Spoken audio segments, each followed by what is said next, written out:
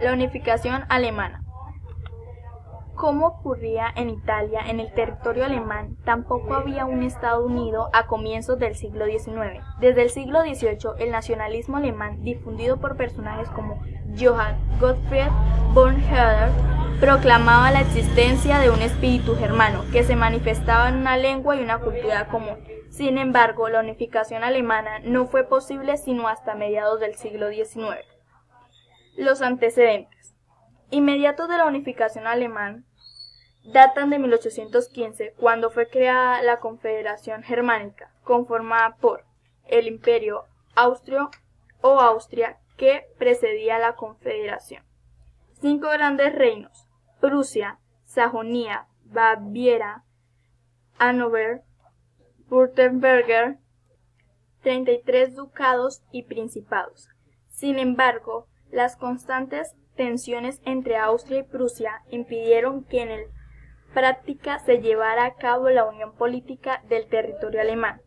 En 1834, la clase dirigida prusiana, conformada por terratenientes llamados Junkers y una burguesía industrial, aprovechó el debilitamiento de Austria ocasionado por las revueltas nacionalistas italianas y formó una unión aduanera o Zollverein, que integró distintos reinos, ducados y principados germanos. Esto produjo un descontento de los austriacos, quienes quedaron por fuera de la unión. El desarrollo. Con la formación del Reino de Italia y el fortalecimiento de Rusia, Inglaterra y Francia, la clase dirigente prusiana consideró necesario crear un Estado alemán, independiente del Imperio Austríaco, que pudiera enfrentar a las potencias europeas. En 1861 llegó al trono de Prusia Guillermo I, quien nombró canciller a Otto von Bismarck, un político y militar prusiano que creía que la única forma de llevar a cabo la unión alemana era mediante la aplicación de la fuerza. Bismarck, más que fortalecer las relaciones políticas con otros estados, se dedicó a conformar un ejército poderoso. Fue así como Prusia se embarcó en 3 conflictos armados que dieron como resultado el surgimiento del Imperio alemán. Estos fueron: la Guerra de los Ducados de 1864, en la que Austria y Prusia derrotaron a Dinamarca. Prusia anexó a su territorio los ducados de Holstein y Luxemburgo, y Austria obtuvo el de Schleswig. La Guerra Austro-Prusiana en 1866, en la cual Prusia derrotó a Austria en la batalla de Sadowa y creó la Confederación Alemana del Norte sin Austria. La Guerra Franco-Prusiana ocurría entre 1870 y 1871. Prusia derrotó a Francia en la batalla de Sedan, pues Bismarck veía en ella a un enemigo de la unificación alemana y anexó para sí Lorena y Alsacia. Finalizados estos conflictos, en 1871, Guillermo I de Prusia fue proclamado emperador o Kaiser. Surgía así en el Imperio Alemán o Reich, se convirtió en la primera potencia europea. Liberalismo y autoritarismo en Europa. Luego de las revoluciones de la primera mitad del siglo XIX, la situación política de los estados europeos era muy variada, mientras que Gran Bretaña y Francia caminaron lentamente hacia la democracia. Otros estados mantuvieron sistemas políticos autoritarios. El triunfo del liberalismo en Gran Bretaña y Francia. En Gran Bretaña y Francia, la democracia avanzó poco a poco. Se aprobó el sufragio universal masculino, se desarrollaron la libertad religiosa y la libertad de expresión, y surgieron los partidos políticos modernos. La concesión del voto a todos los varones provocó cambios muy importantes en los partidos políticos. En el Parlamento, pues los obreros podían votar.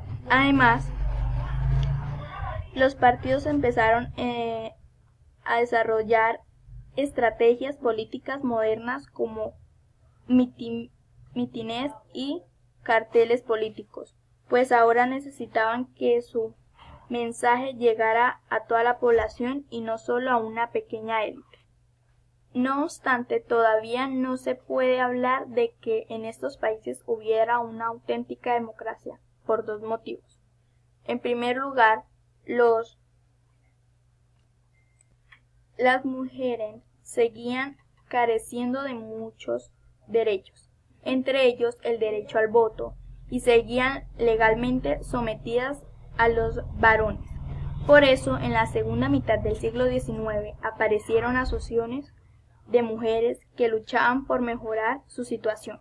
Estas son conocidas con el nombre de movimiento sufragista, porque el sufragio o el voto era su principal petición. En segundo lugar, la manipulación electoral era una práctica generalizada mediante la que los poderosos intentaban controlar los resultados electorales.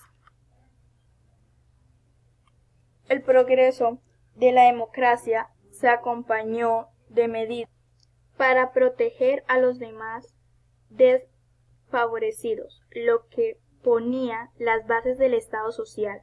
Así, a finales del siglo XIX y principios del XX se crearon los primeros subsidios de paro y las pensiones de jubilación.